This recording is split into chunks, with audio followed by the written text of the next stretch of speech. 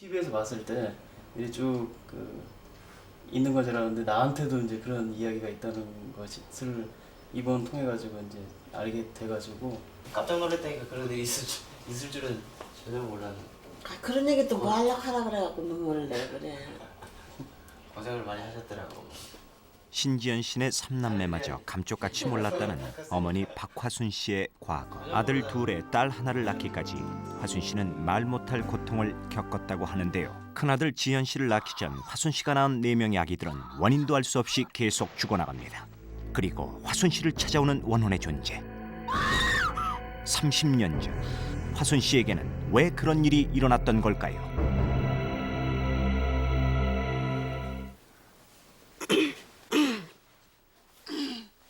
1965년 강원도 화천에서 신접살림을 차린 20살의 화순 씨. 단칸방 살림이라 시어머니와 한 방에서 잘 수밖에 없었습니다. 그런데 그날 밤 들어가도 돼요.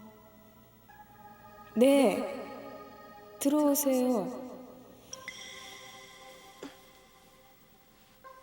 손님이 찾아왔다고 생각한 화순 씨. 그런데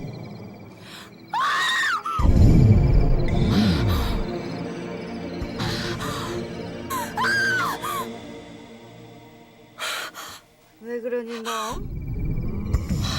어머니,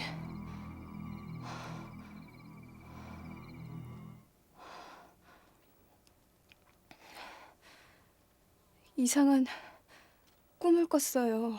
꿈? 어떤 아주머니가 꿈 얘기를 들은 시어머니는 심상치 않은 기색이었습니다. 그 양반이 왔었나 보구나. 네? 화순 씨는 시어머니에게 뜻밖의 얘기를 듣게 됩니다. 시어머니가 시집을 오고 보니 총각인 줄 알았던 시아버지가 상처한 호랍이었다는 것입니다. 전처소생으로 세 아이가 있었지만 위로 둘이 죽고 마지막 남아있던 젖먹이마저 시어머니가 시집온 직후 죽었다고 합니다. 그런데 화순 씨가 꿈을 꾼 그날이 바로 돌아가신 큰 시어머니의 제삿날이었던 것입니다. 내가 시집을 오고 보니 너네 시아버지가 2번째 결혼했더라. 근데 그 큰엄마 제사가 어쩌냐기였었다. 그래 내가 안 지냈다. 너 보기도 창피하고 제사 지낼 형편도 안 되고 그래갖고 내가 안 지냈다. 근데 너한테 왔었구나. 악몽은 잊혀지는가 싶었습니다. 힘들지? 내가 좀 도와줄까? 화순 씨는 곧 첫 아이를 가졌고 임신 7개월째에 접어들었습니다. 힘들긴 그깟게 뭐 힘들어. 아이고, 아드님 피곤하실 텐데 어여 차세.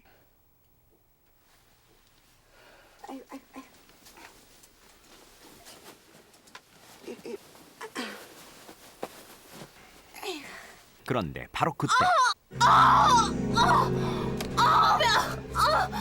갑자기 극심한 진통을 느껴 병원을 찾은 화순 씨.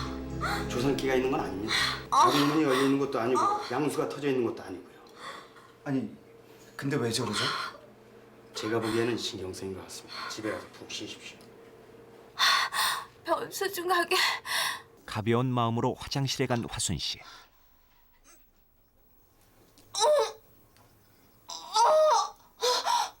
그런데 덜덜덜 떨리잖아. 애가 나오니까 내려다 보니까 무섭고 여보 불렀지. 이제 의사를 또 데리러 가는 거예요. 그 의사 또 왔어. 이럴 줄 몰랐다 이거라. 자기도 미안한 거지. 그래갖고 이제 그 의사는 아기를 이제 종이다 싸고 얘네 아빠 나를 끌어안고 진찰실 글로 들어갔죠. 그러나 아기는 태어난 지 2시간 만에 죽고 맙니다. 그리고 1년 후 화순 씨가 2번째 아기를 가졌을 때 화순 씨는 또다시 이상한 꿈을 꾸게 됩니다. 역시 큰 시어머니였습니다. 배고파요.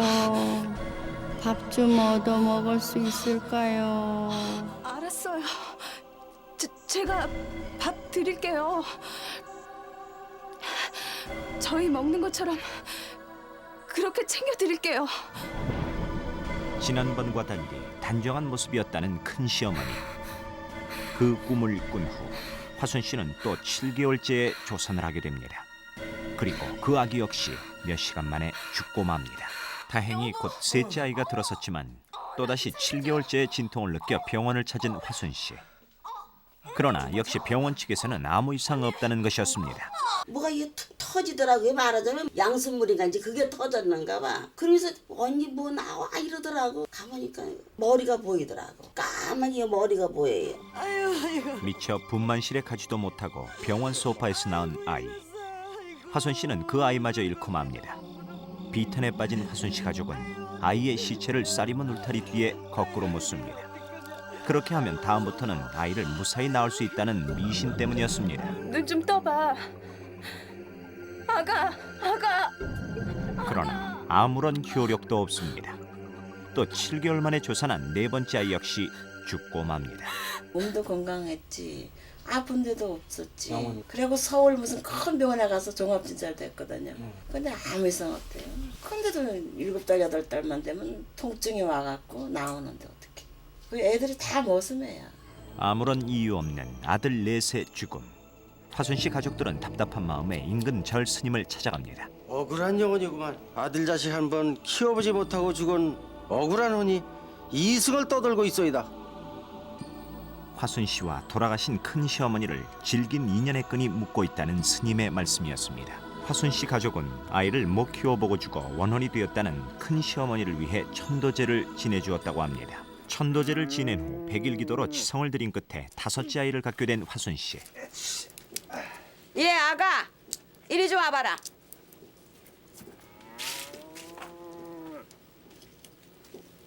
나 너한테 할 말이 있다. 너 혹시 이번에도 잘못되면 내 아들 포기해라. 난 이제 도저히 더는 못 기다려. 알았어? 아이 못 낳는 죄로 쫓겨날 신세까지 된 화순 씨. 이번이 마지막이라는 절박한 심정으로 임신 기간 내내 각별히 몸조심을 합니다. 임신 기간 10달을 무사히 보낸 화순 씨. 마침내 건강한 사내 아이를 순산합니다. 화순 씨 가족에게 웃음을 되찾아준 아이, 그 아기가 바로 큰아들 지현 씨. 그 후 화순 씨는 둘째 아들 도현 씨와 막내딸 미현 씨를 건강하게 순산합니다. 그러면 왜 지금까지 4명의 아이가 죽었을까요? 오늘 제사를 안 드렸으니까는 섭섭해 하시겠다. 이러한 그 불안 심리가 이제 있단 말이에요. 그런데 이제 그분하고 시어머니하고 방에 하나서 같이 잤다고 그래야 돼요. 그 이제 같이 자니까는 시어머니가 생각하는 정보가 며느리에게도 이게 전이가 됩니다. 그러니까는 그 죽은 그 시어머니의 영상이 꿈에 이제 이렇게 나타났다. 아들 하나를 남겨놓고 죽은 큰 시어머니. 시집 온 후 그 아이가 병에 걸려 죽자 시어머니는 전처 큰 시어머니에 대한 죄책감에 시달렸던 것입니다. 그리고 시어머니의 죄책감이 한 방에서 자던 화순 씨에게 옮겨졌다는 것입니다. 그러나 정신의학에서는 또 다른 해석을 합니다. 시어머니에 대한 적개심이 그게 무의식 속에 투사가 돼요. 다른 여자로. 우리가 만성적으로 오랫동안 그런 그 적개심에 대한 불만이 쌓였을 때 임신이 잘 안 되는 거 많아요. 젊어서 과부가 된 시어머니, 외동아들에 대한 그녀의 집착은 지나칠 정도였습니다.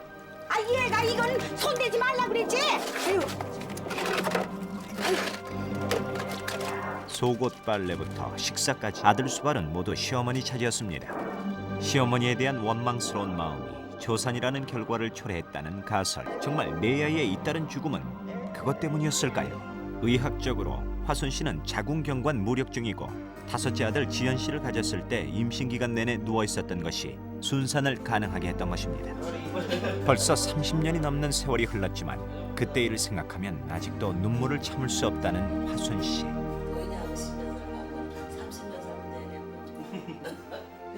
어렵게 얻었기 때문에 아무 탈 없이 장성해준 새 아이들이 그만큼 더 고맙고 소중하다고 합니다.